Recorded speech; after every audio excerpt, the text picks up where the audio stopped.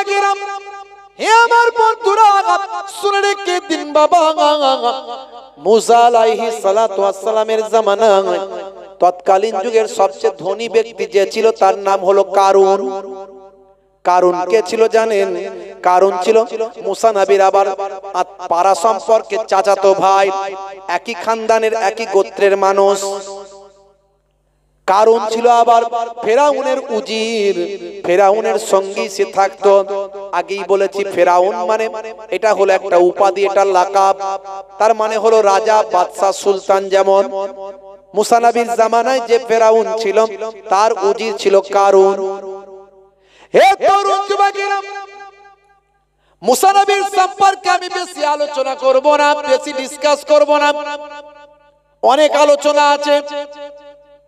এর দ্বারা আমি যাকাত নিয়ে একটু আলোচনা করছি। যেমন নামাজ, সবচেয়ে বড় ইবাদত হলো নামাজ। নামাজ ছেড়ে দিলে কেউ জান্নাতে যেতে পারবে? আমরা সব জানি, কিন্তু 80% মানুষ 5 ওয়াক্ত নামাজ পড়ে না। আপনাদের এখানে সবাই পড়ে, তাই তো নাকি? হ্যাঁ, সব জানি, কিন্তু হুজুর মানে মারাত্মক বুঝি আমরা।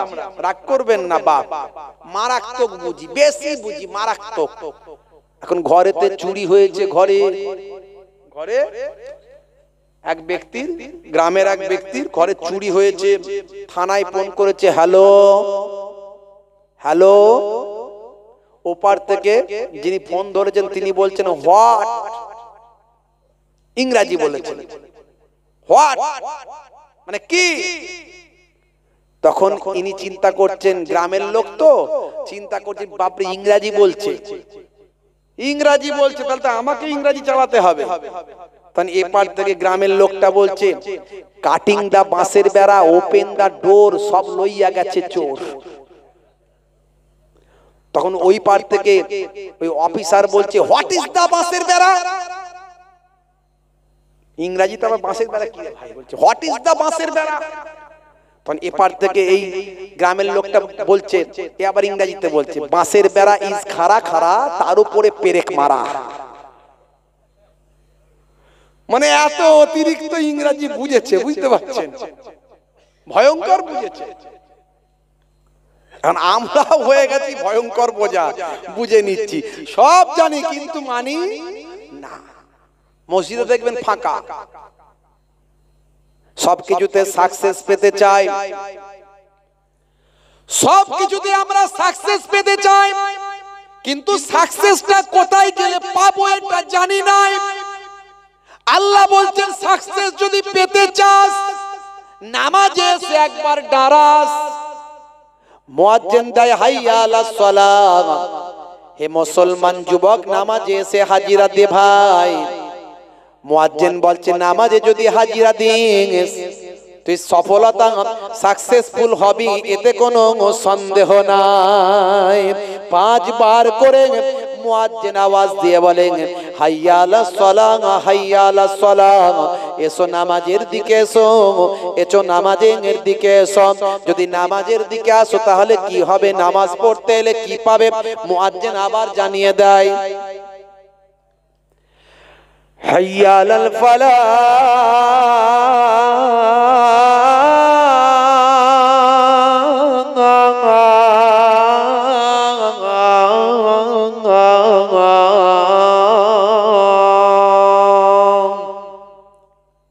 নামাজে এলে সফলতা পাবে। সফলতার চাবিকাঠি হলো নামাজ। সকলের একটা দপ্তর আছে, নেতার দপ্তর আছে, ডাক্তারের দপ্তর আছে, অ্যাডভোকেটের দপ্তর আছে, আল্লাহর দপ্তর হলো নামাজের সিজদা। সিজদায় গিয়ে যদি বলে সুবহান রাব্বিয়াল আলা, আল্লাহ বলবেন বান্দা লাব্বাইক, আমি হাজির, বল তোর কি জ্বালা, কি কষ্ট, কি জ্বালা। হে তরুণ যুবকেরা, আল্লাহর কাছে যা বলবেন আল্লাহ বলবেন আমি ফেরাতে পারলাম না। হে তরুণ যুবকেরা, আমার আল্লাহ কোরআন মাজিদে 82 বার নামাজের কথা বলেছেন, ওয়াকিমুস সালাত ওয়া আতুজ যাকাত ওয়া আরকাউ মা'আর রাকিন। সালাতটা আদায় করো, যাকাতটা প্রদান করো, আর রুকুকারীদের সঙ্গে রুকুটা তুমি করো। অর্থাৎ জামাতে গিয়ে মসজিদে নামাজটা পড়ো। যদি সফলতা পেতে চাও নামাজে গিয়ে দাঁড়াও। আমার নানা জান ছোট হুজুর পীর কেবলা ওয়াজ করতে করতে রাগান্বিত হয়ে বলতেন, কি দিয়ে বোঝাবো বাবা, ঝোড়া আর কোদাল দিয়ে বোঝাবো নাকি? রাগান্বিত হয়ে বলতেন নানা জান ছোট হুজুর কেবলা ফুরফুরা শরীফ। আমার দাদা জান মায়াপুর পীরনগরী হুজুর পীর কেবলা বলতেন, বাবা দিনে রাতে 5 বার নামাজ পড়তে 5 বারম 60 1 ঘন্টা সময় লাগে। 1 ঘন্টা নামাজে দিলে তোমার 23 ঘন্টা আল্লাহ সাকসেসফুল করে দেবে। কিন্তু সেই নামাজ আমরা ছেড়ে দিয়েছি। আমি বলি দাঁড়িয়ে নামাজ পড়তে খুব কষ্ট হচ্ছে, বান্দা বসে নামাজ পড়ো। বসে নামাজ পড়তেও খুবই কষ্ট, বান্দা শুয়ে নামাজ পড়ো। অনেক নামাজ সুন্নত নফল, অনেক নামাজ ফরজ ওয়াজিব নামাজ পড়ো, আর সুন্নতে মুআক্কেদাটা পড়ে নিয়ে ঘুমাও। কিন্তু নামাজ ছাড়া যাবে না, যত কষ্টই হোক। ওয়াক্ত যে হলো ওযু করো, মসজিদে চলো। ওয়াক্ত যে হলো ওযু করো, মসজিদে চলো। খোদার হুকুম পালন করো, নামাজটা পড়ো। ওয়াক্ত যে হলো ওযু করো, মসজিদে চলো। দিনে রাতে 5 ওয়াক্ত নামাজ পড়লে পাবে ভাই জান্নাত। জোরে হবে না?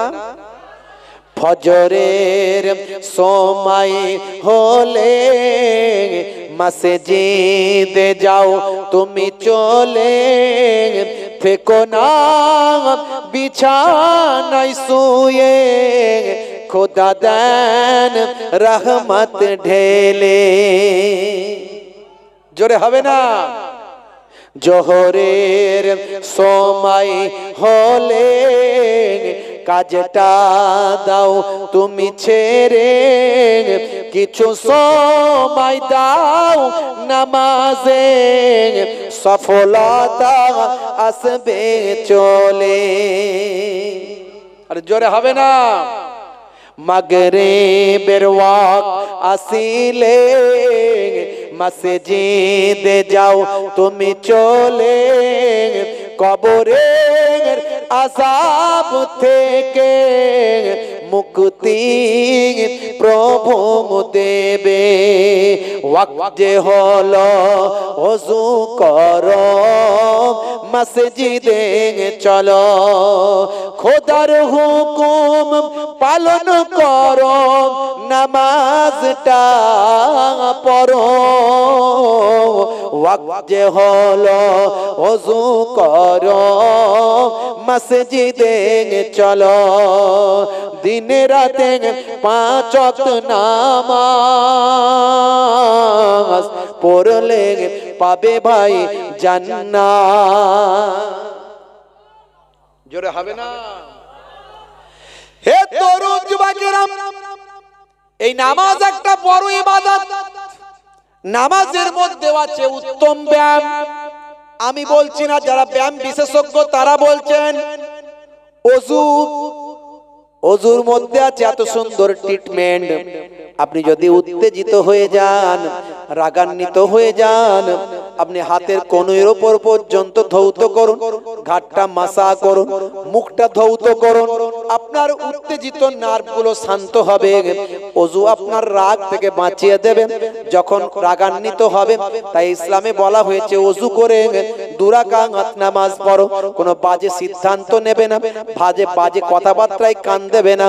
তুমি 2 রাকাত নামাজ পড়ো, তোমার মন মানসিকতা পরিবর্তন হবে, তুমি শান্ত ঠান্ডা হয়ে যাবে, সবরওয়ালা হয়ে যাও, সবরওয়ালা হয়ে যাও।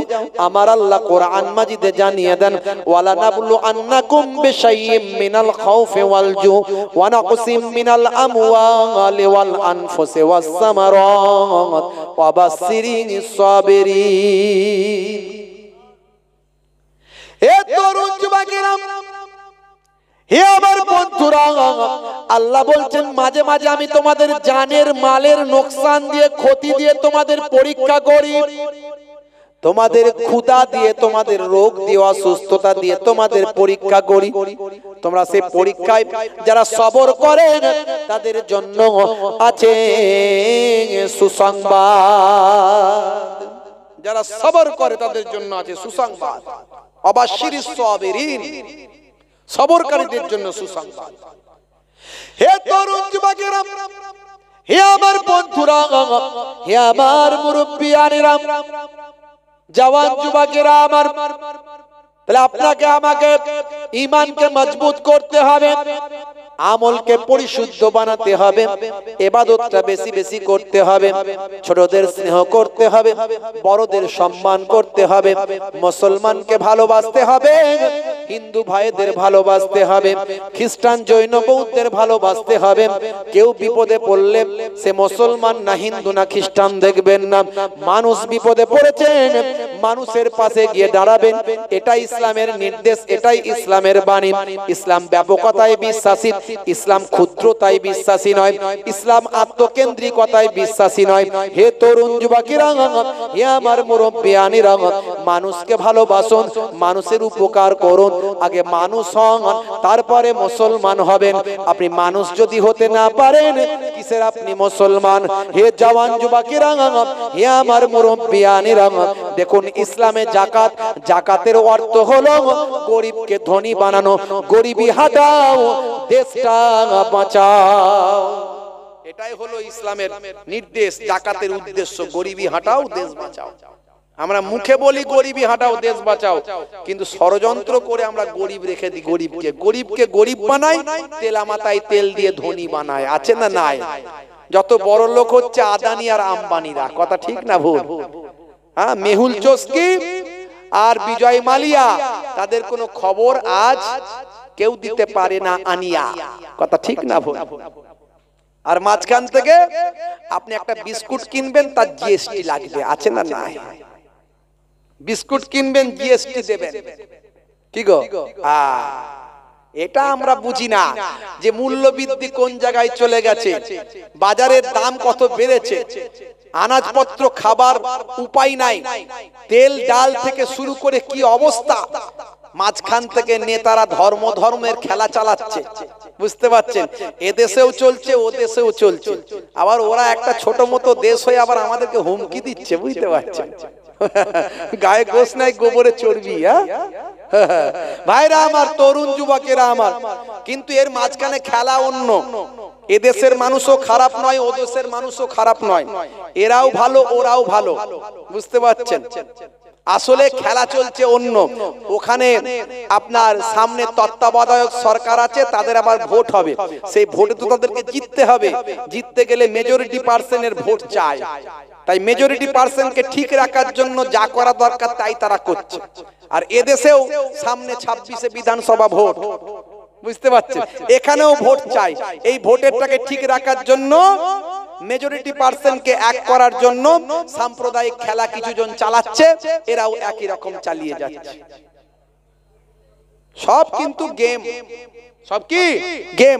মাঝখান থেকে তেলের দাম, নুনের দাম, পেট্রোলের দাম, ডিজেলের দাম, গ্যাসের দাম বেড়ে যাচ্ছে। আমাদের সেখানে কোনো প্রতিবাদ আলোচনা কিছু নাই। কথা ঠিক না ভুল? ভাইরা আমার, তুলনামূলক অন্যান্য রাজ্যের থেকে আমার রাজ্য অনেক শান্ত, অনেক ঠান্ডা।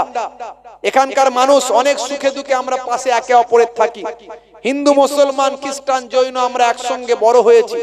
রামকৃষ্ণ রবীন্দ্রনাথ, রামকৃষ্ণ পরমহংসদেব, কাজী নজরুল ইসলাম, রবীন্দ্রনাথ ঠাকুর, রবীন্দ্র নজরুলের দেশ, বিবেকানন্দ, স্বামী বিবেকানন্দজির দেশ, আর এই বাংলা পীর আবু বকর সিদ্দিক রহমাতুল্লাহ আলাইহির বাংলা।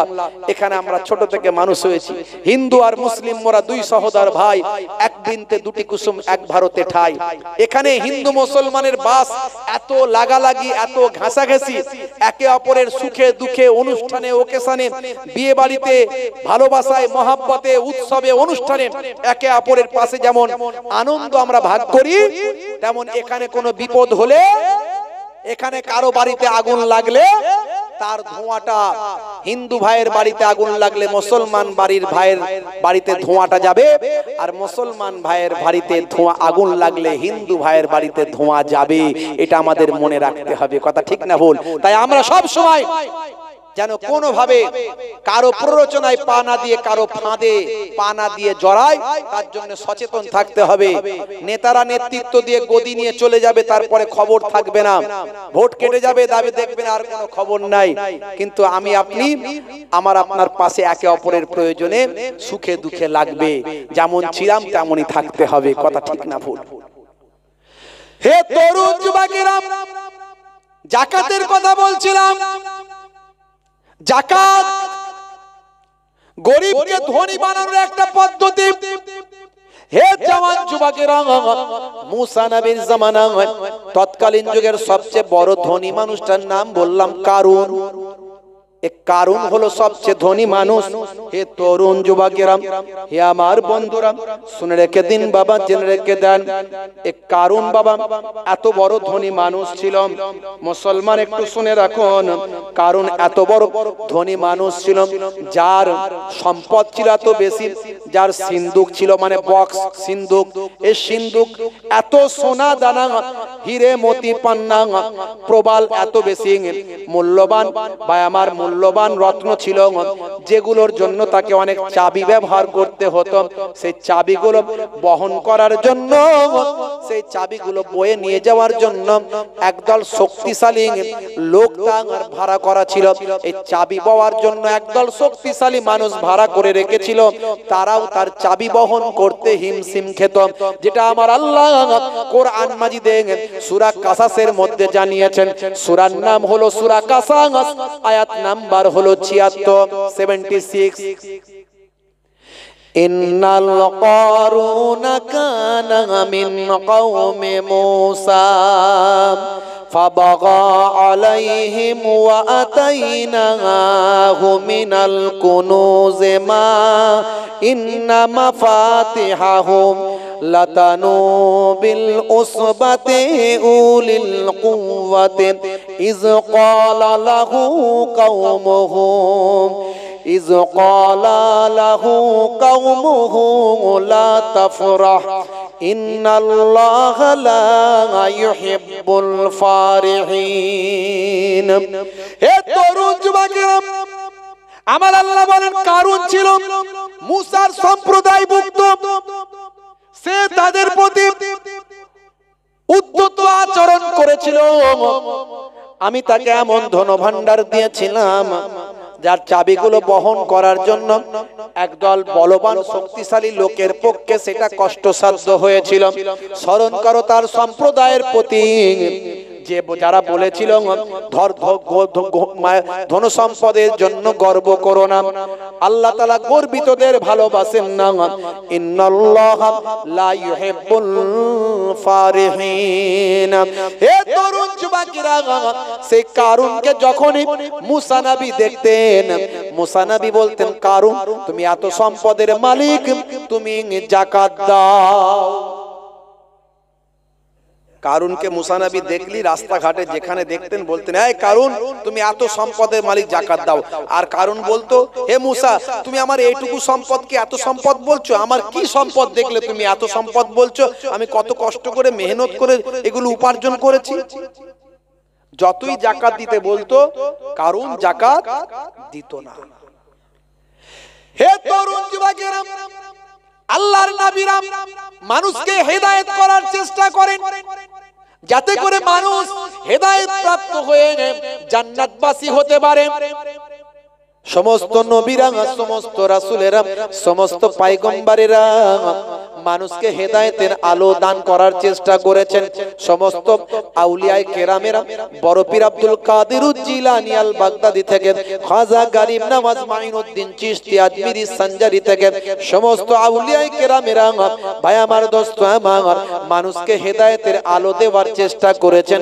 হে তরুণ যুবকেরা, হে আমার মুরব্বিয়ানেরা, শুনে রেখে দিন বাবা, জেনে রেখে দেন। হে মুসলমান, একটুখানি লক্ষ্য করুন, একটুখানি খেয়াল করুন বাবা। হে তরুণ যুবকেরা, আজকে বর্তমানে যত হকপন্থী হাক্কানি আলেম আছে তারাও মানুষকে হেদায়েতের আলো দেওয়ার চেষ্টা করে থাকেন, মানুষকে জাহান্নাম থেকে বাঁচিয়ে জান্নাতের পথে ধাবিত করার চেষ্টা করে থাকেন। মুসা আলাইহিস সালাম কারুনকে চেষ্টা করলেন কারুন যাতে হেদায়েত হয়, সে তার সম্পদের একটা অংশ যাতে যাকাত দেয়, যাতে করে গরিবরা সম্পদশালী হয়, আর কারুন আল্লাহর হুকুম পালন করে সে যাতে জান্নাতি হতে পারে। তাই যখনই কারুনের সঙ্গে দেখা হতো তখনই মুসা কালিমুল্লাহ বলতেন, হে কারুন যাকাত দাও। কারণ বড় কৃপণ, জাকাত দেনেওয়ালা নয়, সে জাকাত দেবে না, আর মুসা নবী দেখা হলেই বলবে, ছাড়বে না। আর সে তো বিরাট বড় সম্পদশালী, সবার কাছে একটা সম্মান আছে না নাই? এই বড় লোক হলে সম্মান আছে না নাই? আছে। একটা সম্পদের দাম্ভিকতা, কারো শরীর হয়েছে শরীরের ক্ষমতা, দেখেছিস সলেমান খানের বডি দেখাচ্ছে, দেখেছিস এক থাপ্পড়ে পাঁপড় ভাজা খাইয়ে দেবো, ওরে বাপ রে বাপ। হ্যাঁ, কেউ একটু দেখতে সুন্দর, শুধু চুল নিয়ে শুধু এরকম এরকম করছে, কি সুন্দর নায়ক নায়ক ভাব, নায়িকার অভাব আছে না নাই? যার যেটা আছে সে সেটা নিয়ে গর্ব করে কি। আর আমার আল্লাহ বলছেন, ইন্নাল্লাহা লা ইউহিব্বুল মুতাকাব্বিরিন, অহংকারীকে আমি আল্লাহ পছন্দ করি না। বাবা তোমাকে যেটা দিয়েছি সেটা নিয়ে শুকরিয়া আদা করো, অহংকার করো না। কিন্তু মানুষ আমরা অহংকারী হয়ে যায়, আর সেটাই আমাদের পতনের কারণ। হে তরুণ যুবকেরা, হযরতে মুসা কালিমুল্লাহ যখনই দেখা হয় তখনই বলেন, হে কারুন তুমি যাকাত দাও। কারুন চিন্তা করলো মুসার হাত থেকে বাঁচতে গেলে মুসাকে একটা জালেতে জড়াতে হবে। বন্ধুদের সঙ্গে আলোচনা করে নিল মুসাকে কোন জালে জড়ানো যায়। ভাই আমার আলোচনা করে ঠিক করল সেই জামানার একজন বিখ্যাত পতিতা নারী ছিল, পতিতা নারী। ভাই আমার, হে তরুণ যুবকেরা, পতিতা নারী যাদের কাছে অবাধে মানুষ যেতে পারে, টাকা দিলেই তাদের সঙ্গে যৌন ক্রিয়াকার্য করা যায়, জেনা ব্যভিচার যেটা বলে। ভাই আমার, দোস্ত আমার, এই পতিতা নারী ছিল সেই জামানার বিখ্যাত একজন নারী ছিল, যার নাম হলো সাবজা, যার নাম সাবজা। ইন্টারনেটে নিউজ হয়েছে, আমার কাছে একজন পাঠিয়েছে, বলছে বর্তমান সময়ে সারা পৃথিবীতে একজন ফেমাস পতিতা নারী আছে, তার নাম হলো মিয়া খলিফা। শুনেছেন? নাম শুনেছেন? ইন্টারনেটে আমার কাছে পাঠিয়েছে একজন যুবক, বলে হুজুর বর্তমান সময়ে সারা পৃথিবীতে বিখ্যাত একজন পতিতা নারী, যার নাম হলো মিয়া খলিফা। নামটা কি সুন্দর, যেন মুসলিম নাম মনে হচ্ছে না? মনে হচ্ছে মুসলমানদের ঘরের মেয়ে, তাই তো নাকি? ভাই আমার, মিয়া কথাটা মুসলমানদের মধ্যে ব্যবহার হয়, আর খলিফা কথাটা অত্যন্ত একটা মূল্যবান শব্দ, যার অর্থ হলো প্রতিনিধি। হে তরুণ যুবকেরা, দেখুন ওই যে এর আগে বললাম ইয়াহুদ নাসারারা সর্বদা চক্রান্ত করেছে। 2011 সালে তারা কোরআন পুড়িয়েছে, এরকম বারবার চক্রান্ত করে যায়, এটা তাদেরই একটা চক্রান্তের ফসল। তারা এই মহিলার নাম মিয়া খলিফা নাম দিয়েছে, দিয়ে পতিতা নারী বানিয়েছে। সারা পৃথিবীর মানুষের কাছে সে বিখ্যাত, ইন্টারনেটে নাকি তাকে পাওয়া যায়। হে তরুণ যুবকেরা, মনে রাখবেন এই সমস্ত অন্যায় থেকে দূরে থাকবেন। হে যুবকেরা, তুমি একবার যদি এই সমস্ত ছবি, এই সমস্ত মহিলা, এদের যদি তুমি দেখতে পাও, তাহলে তোমার জীবনটা বরবাদ হবে। এদেরকে আগ্রহ নিয়ে কখনো খোঁজার চেষ্টা করবে না, এদের দেখার চেষ্টা করবে না। আমি শুধু এটুকু বলার জন্য এই কথাটা বলছি, আসলেই মিয়া খলিফা এ কিন্তু মুসলমান নয়, এটাও একটা চক্রান্ত। এ কিন্তু মুসলমান নয়, এ হলো একজন লেবানিস্ট, একজন নাসারা, নাসারাদের একজন মহিলা লেবানিস্ট, যার নাম হলো সারা। হে তরুণ যুবকেরা, হে আমার বন্ধুরা, হে আমার মুরব্বিয়ানেরা, শুনে রেখে দিন বাবা, জেনে রেখে দেন। এই মহিলা একজন লেবানিস্ট বাবা, লেবানিস্টের একজন মহিলা। হে মুসলমান, একটু লক্ষ্য করুন, একটু তরুণ যুবকের একটু খেয়াল করুন ভাইরা আমার, দোস্ত আমার, শুনে রেখে দেন, জেনে রেখে দেন। এর আসল নাম হলো সারাহ জো চামউন। সারাহ জো চামউন, এর আসল নাম হলো সারাহ জো চামউন। কিন্তু লোকে জানে মিয়া খলিফা। ভাইরা আমার, যেমন সারা পৃথিবীতে একজন পতিতা নারী হিসাবে বিখ্যাত। হে মুসলমান, শুনে রেখে দাও, জিনা ব্যভিচার হলো ইসলামের সবচেয়ে নিকৃষ্ট একটা হারাম। আমার আল্লাহ কোরআন মাজিদে বলেছেন, লা তাকরাবুজ জিনা, তোমরা জিনা ব্যভিচার থেকে দূরে থাকো। জিনা ব্যভিচার হলো সবচেয়ে নিকৃষ্ট জিনিস। হে মুসলমান, তোমার চোখকে নত রাখো, তোমার শরীরকে কন্ট্রোল করো, আর তোমার মনোবৃত্তিকে কন্ট্রোল করে নাও। এইভাবে জীবন যাপন করো, তুমি গুনার সাগর থেকে বেঁচে যাবে, নেকির মধ্যে থাকবে, পুণ্যের মধ্যে থাকবে। হে তরুণ যুবকেরা, হে আমার মুরব্বিয়ানেরা, তৎকালীন যুগে মুসা কালিমুল্লাহর জামানায় একজন মিয়া খলিফার মতো পর্নোস্টার ছিল বাবা। ভাই আমার, পপ, ভাই আমার কি বলবো, পতিতা নারী ছিল। তার নাম হলো সাবজা। সাবজা। কারুন চিন্তা করলো সাবজাকে ফিট করতে হবে। হে জওয়ান যুবকেরা, খুবই সংক্ষেপ করে বলে দিই, কারুন চিন্তা করলো সাবজাকে ঠিক করতে হবে। রাতের বেলা সাবজা ডেরাতে গেল। ডেরাতে গিয়ে ভাই আমার, কারুন ছিল কোটি কোটি টাকার মালিক। কারণ গিয়ে সাবজাকে ফিট করে ফেললো, তাকে 5 লক্ষ স্বর্ণ মুদ্রা দিল, তার সঙ্গে রাত কাটালো, অবৈধ ক্রিয়াকর্মে মত্ত হলো। ভাই আমার, অবৈধ ক্রিয়াকর্মে মত্ত হলো এবং তাকে ফিট করে বলল, এই যে 5 লক্ষ স্বর্ণ মুদ্রা দিলাম, হে সাবজা, তোমাকে একটা কাজ করতে হবে। বলে কি কাজ? এমন সময় ভাই আমার, দোস্ত আমার, কারণ সেই সময় বলেছিল, শোনো শোনো শোনো শোনো। বলে কি কাজ?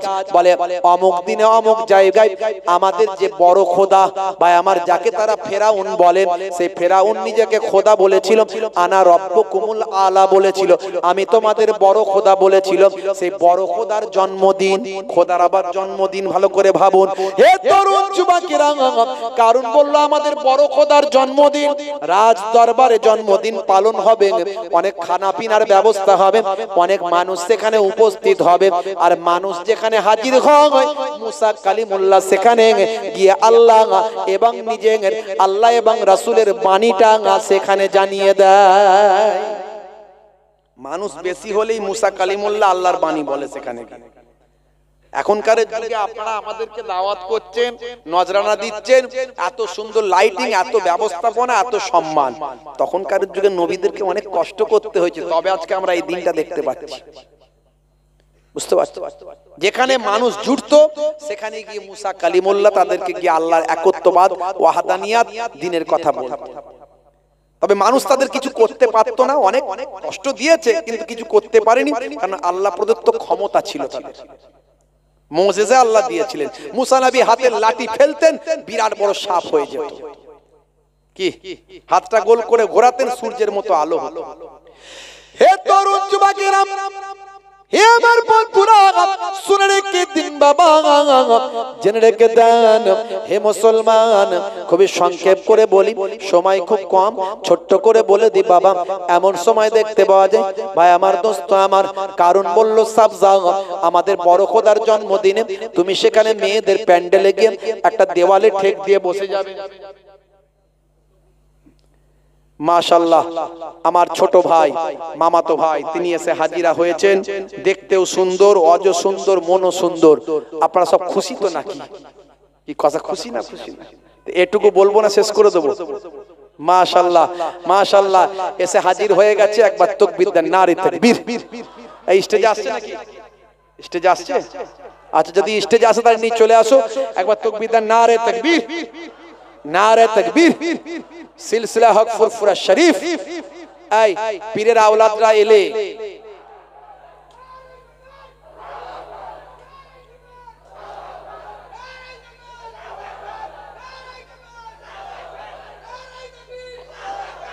আচ্ছা, পীরের আওলাদরা এলে উঠে দাঁড়াতে হয় কি হয় না?